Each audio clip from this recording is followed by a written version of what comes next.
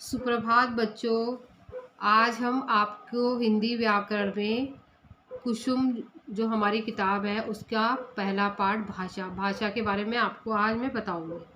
ठीक है बच्चों, तो आज हम भाषा के बारे में आपको बताएंगे। बच्चों, आपने रोड में कभी ट्रैफिक पुलिस वाला देखा है? देखा है। जो पुलिस वाला क्या कहते हैं, अपने इशारों से गाड़ी को आगे पीछे घुमाने का काम करता है। ठीक है, उसके इशारे से गाड़ियाँ रुकती है और चलती है। उसके जो ट्रैफिक पुलिस वाला होता है उसके इशारों से ही हमारे जो ट्रैफिक होता है वो आगे पीछे चलता है। ठीक है, वो संकेत देता है रुकने का या चलने का, तो उसके निर्देश वो सबको निर्देश देता है, लोग उसके निर्देशों का पालन करता है। ठीक है, इस प्रकार वो क्या कहता है, जो ट्रैफिक पुलिस वाला होता है वो अपने विचारों को प्रकट कर रहा है और लोग उसको संकेत दे, मतलब अपने विचारों को प्रकट करके संकेत दे रहा है और सभी लोग उसके संकेतों को समझ रहे हैं और उसका पालन कर रहे हैं। ठीक है बच्चों, सभी मनुष्य मतलब कोई भी इंसान है वो अपने भाव और अपने विचारों को प्रकट कैसे करता है? वो बोल करके और सुन करके और अपने संकेत के द्वारा अपने मन के भावों को प्रकट करता है। ठीक है, और दूसरों के भावों को ग्रहण करता है, मतलब उसके विचारों को जानने की कोशिश करता है, और वो क्या होती है? भाषा होती है। अब देखो, मैं आपको आपकी बुक में से भाषा के बारे में बताऊंगी कि भाषा क्या है। एक दूसरे की बातचीत, हम तो एक आपस में जो बातचीत करते हैं उसको सुनने, समझने और अपने विचारों को प्रकट करके एक दूसरे की बातों को समझना ही भाषा है। ठीक है, यहाँ पे देखो ये बच्चे क्या बोल रहे हैं दुकानदार से, अंकल ये वाले बिस्कुट कितने रुपए के? तो अंकल दुकानदार ने क्या बोला? बेटा 10 रुपए के। इस प्रकार देखो यहाँ पे अध्यापिका पढ़ा रही है और ब्लैक बोर्ड पे लिख रही है, मतलब तो ब्लैक बोर्ड में लिख रही है और बच्चे मैडम की जो टीचर की लिखी हुई जो बात है उसको पढ़ करके समझ रहे हैं कि वो टीचर क्या बोल रही है, वो अपने विचारों को कैसे प्रकट कर रही है। ठीक है, तो अब हम देखेंगे यहाँ पे इस चित्र में, यहाँ पे चित्र दिख रहा है आपको? इस चित्र में क्या है, एक ये छोटी सी बच्ची है, वो अपनी मम्मी को इशारे से, मतलब बहुत छोटी है, वो बोल नहीं पाती है, तो वो क्या कर रही है, इशारे से अपनी माँ को गुब्बारे लेने के लिए बोल रही है। और आपने देखा होगा जो बहुत छोटे बच्चे होते हैं वो इशारे से ही आपको अपनी बात समझाते हैं, उन्हें क्या चाहिए वो अपने संकेतों के द्वारा ही अपने मन के भाव दूसरों तक पहुँचाते हैं। ऐसे हम मतलब कुछ इशारे ऐसे लोग भी करते हैं जो बोल सुन नहीं सकते, वो भी इशारों के द्वारा ही अपनी बातचीत को आगे बढ़ाते हैं। बच्चों, अब मैं आपको भाषा की परिभाषा बताती हूँ। भाषा किसे बोलते हैं? देखो, अब इसका जो मन की बात, क्या बोला मैंने? मन की बात दूसरों तक पहुँचाने और दूसरों की बात को समझने का साधन भाषा कहलाता है। क्या कहलाता है भाषा? अपने मन की बात, मतलब जो हमारे दिल में जो बात है वो दूसरों तक हम पहुंचाते हैं, और दूसरों की मन की बात को समझने का साधन क्या है? भाषा है। भाषा कहलाते हैं, यानी कि एक दूसरे के विचारों को समझने का साधन ही भाषा है। भाषा के रूप, भाषा के कितने रूप हैं बच्चों? भाषा के 3 रूप हैं। मौखिक भाषा सबसे पहले, फिर दूसरा लिखित भाषा, और फिर तीसरा है सांकेतिक भाषा। ठीक है, तो मौखिक भाषा क्या है? जो मुख से बोली जाए, मतलब जो अपने मुंह से हम बोलते हैं और कानों से सुनते हैं, वह मौखिक भाषा कहलाती है। जो हम अपने मुंह से बोल रहे हैं और कानों से सुन रहे हैं वो कौन सी भाषा है? मौखिक भाषा है। ठीक है, जैसे ये देखो यहाँ पे पिक्चर दे रखी है, तो ये पिक्चर में क्या है? नेताजी अपने विचार प्रकट कर रहे हैं और जनता उसके विचारों को सुन रही है। मतलब नेताजी तो बोल रहे हैं और जो जनता है वो सुन रही है, तो ये भी क्या है? एक मौखिक भाषा का रूप है। और लिखित भाषा का देखो, लिखित भाषा किसे बोलते हैं? जब हम पत्र द्वारा या और किसी भी लिखित रूप, मतलब कुछ भी हम लिख करके किसी भी लिखित रूप द्वारा अपनी बात, मतलब अपने मन की बात या तो हम पत्र में लिखते हैं या डायरी में या किसी और चीज़ में, मतलब कुछ भी हम किसी कागज़, पेज, पन्ने, किसी पे भी लिख सकते हैं अपने मन की बात। और हम वो कागज़ किसी दूसरों तक पहुंचाते हैं तो दूसरा उसे पढ़ करके, यानी कि मैंने आपको कुछ लिखा और आपने उसे पढ़ लिया, आपने उसका अर्थ समझा, तो वो क्या होती है, भाषा का लिखित रूप कहलाती है। ठीक है, ठीक है, मैंने बोला लिखित रूप कहलाता है। जैसे इस चित्र में देखो, लड़की अपने विचारों को लिख करके लिख रही है अपने विचार, और वो अपने विचारों को लिख रही है और या अपने भावों को किसी दूसरे व्यक्ति के लिए पत्र लिख करके प्रकट कर रही है, मतलब अपने विचारों को कॉपी में लिख रही है, और वो जब कोई और पढ़ेगा तो वो उसके लिखे विचारों को समझ जाएगा। सुना लिखित भाषा का फिर एक बार और देखो, जब हम पत्र द्वारा या और किसी भी लिखित रूप द्वारा अपनी बात दूसरों तक पहुंचाते हैं तो दूसरा उसे पढ़कर उसका अर्थ समझता है। मतलब जब हमने कुछ बात लिखी और दूसरे ने उसको पढ़ा तो वो उसका अर्थ समझता है, यह भाषा का लिखित रूप कहलाता है। जैसे तो मैंने आपको अभी बताया कि जैसे ये लड़की अपने विचार लिख रही है और दूसरा कोई उससे पढ़ेगा तो वो उसके विचारों को समझ जाएगा। अब ये देखो थर्ड वाला क्या है, सांकेतिक भाषा। कुछ बातों या भावों को हम इशारे या संकेत करके प्रकट करते हैं या समझाते हैं, वो सांकेतिक भाषा, सांकेतिक रूप कहलाता है। ठीक है, यानी सांकेतिक भाषा या रूप एक ही चीज़ होती है।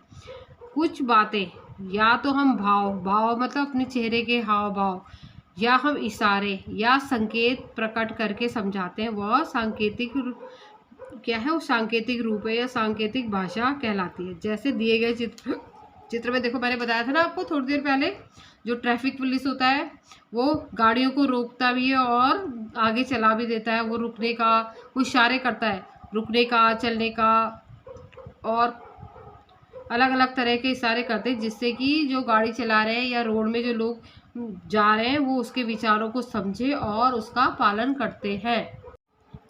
बच्चों, मैंने अभी आपको ये सारी बातें बताई, पर अभी इसकी मुख्य इन सब बातों का एक ही निचोड़ है कि हमारी भाषा कितने तरह की होती है, 3 तरह की होती है। मैंने अभी बताया मौखिक, लिखित और सांकेतिक। तो मौखिक भाषा क्या होती है, जो हम अपने मुख से बोलते हैं और दूसरे उसे सुनते हैं और उसको समझते हैं, वो एक मौखिक भाषा है। और लिखित भाषा क्या है, जो हम लिख करके अपने मन के भाव को प्रकट करते हैं और दूसरा उसे समझता है, वो क्या हो गया, लिखित भाषा हो गई। और सांकेतिक भाषा वो हो गई जिसे हम संकेतों द्वारा या इशारों के द्वारा हम दूसरे के सामने प्रकट करते हैं और वो हमारे इशारे को समझता है, वो एक सांकेतिक भाषा है। बच्चों, अब हम पढ़ेंगे मातृभाषा। मतलब मातृभाषा क्या चीज़ है। हम अपने परिवार के बीच में रह करके, जो बच्चे अपने परिवार में रह करके जो हमारे परिवार के लोग भाषा बोलते हैं, वो बच्चे सीखते हैं, अपनी माँ से सीखते हैं। तो वो कौन सी भाषा होती है, मातृभाषा होती है। जैसे पंजाबी लोग होते हैं तो वो पंजाबी बोलते हैं, और गुजराती लोग अपने घर में गुजराती बोलते हैं, और केरला के लोग कन्नड़ बोलते हैं, और उत्तराखंड के लोग हिंदी और गढ़वाली या कुमाऊनी अपने घर में बोलते हैं। तो क्या कहते हैं, उनके जो घर के बच्चे होते हैं वो उस भाषा को सीख जाते हैं, अपने आप सीख जाते हैं। उनको कोई सिखाता नहीं है ये सब अपनी मातृभाषा, तो उनके अपने आप से आ जाती है। ठीक है, ये क्या होती है, मातृभाषा होती है। जो हम अपने परिवार के बीच में बोलते हैं वो ही एक मातृभाषा है। आपके घर परिवार, मतलब ये क्या है, इसकी परिभाषा देखिए, मातृभाषा की क्या परिभाषा है। अपने घर परिवार के बीच में रहकर हम जिस भाषा में बातचीत करते हैं वह क्या कहलाती है, मातृभाषा कहलाती है। ठीक है, और एक राष्ट्रभाषा भी होती है। राष्ट्रभाषा किसे बोलते हैं, राष्ट्रभाषा वो है देश में रहने वाले अधिकांश लोग, मतलब जिस देश में हम रह रहे हैं उस वहाँ के अधिकांश लोग बातचीत करने में, मतलब जो हम आपस में बातचीत करने में जिस भाषा का प्रयोग करते हैं वह राष्ट्रीय भाषा कहलाती है।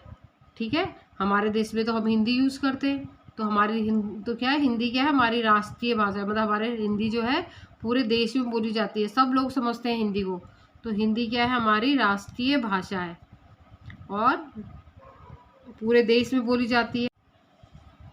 राज्य भाषा बच्चों, अब मैं आपको राज्य भाषा के बारे में बताऊंगी।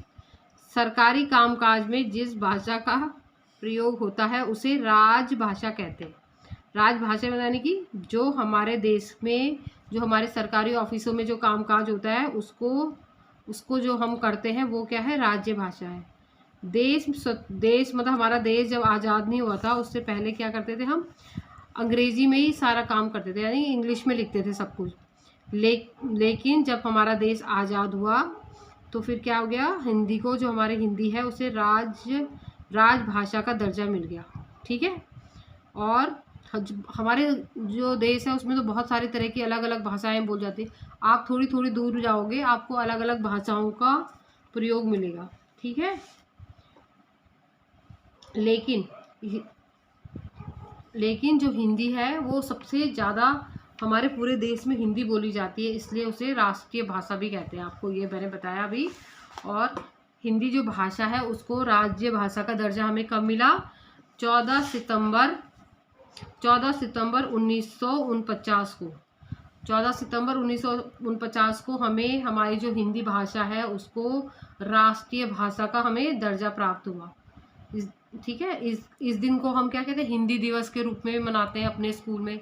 जब आप स्कूल आओगे तो आपको पता चलेगा कि हिंदी दिवस भी मना रहे हैं। 14 सितंबर को हम प्रत्येक वर्ष, मतलब हर साल 14 सितंबर को हम हिंदी दिवस मनाते हैं।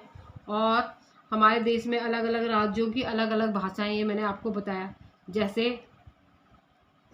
जैसे गुजरात के लोग क्या बोलते हैं, गुजराती बोलते हैं। और तमिलनाडु के लोग तमिल बोलते हैं।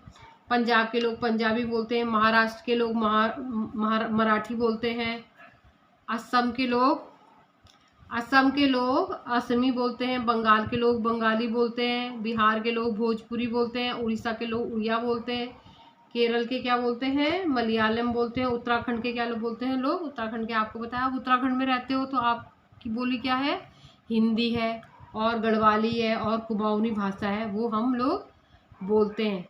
अब मैं आपको बताती हूँ कि लिपि क्या होती है। लिपि क्या होती है बेटा, प्रत्येक भाषा, जितनी सारी अभी मैंने आपको इतनी सारी भाषाएं बताई ना, तो वो जो अलग अलग तरह की जो भाषाएं हैं उनको लिखने के लिए हम क्या करते हैं, जो उनके लिखने का जो ढंग होता है, जो अलग अलग तरह की, जो मैंने आपको अभी इतनी सारी भाषाएं बताई, उनको जो लिखने का ढंग है वो क्या है, लिपि कहलाता है। क्या कहलाता है वो, लिपि कहलाता है। मतलब अलग अलग भाषाओं को लिखने का ढंग लिपि कहलाता है। गुजराती, हिंदी, गुजराती, मराठी आदि भाषाएं क्या है, देवनागरी लिपि है। वो देवनागरी लिपि में लिखी जाती है। और अंग्रेजी भाषा रोमन लिपि में लिखी जाती है। पंजाबी भाषा गुरुमुखी लिपि में लिखी जाती है। और उर्दू जो भाषा है हमारी वो फारसी लिपि में लिखी जाती है। इस प्रकार बच्चों, जो हमारे देश की जो भाषाएं हैं वो अलग अलग लिपि में और अलग अलग तरीके से लिखी जाती है।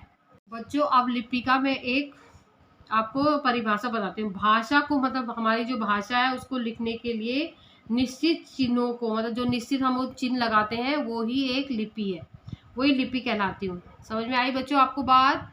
अभी मैंने आपको क्या क्या पढ़ाया, मैंने आपको भाषा पढ़ाई, भाषा के रूप पढ़ाए, और मातृभाषा बताई, राष्ट्रीय भाषा बताई, राज्य भाषा बताई, लिपि बताई।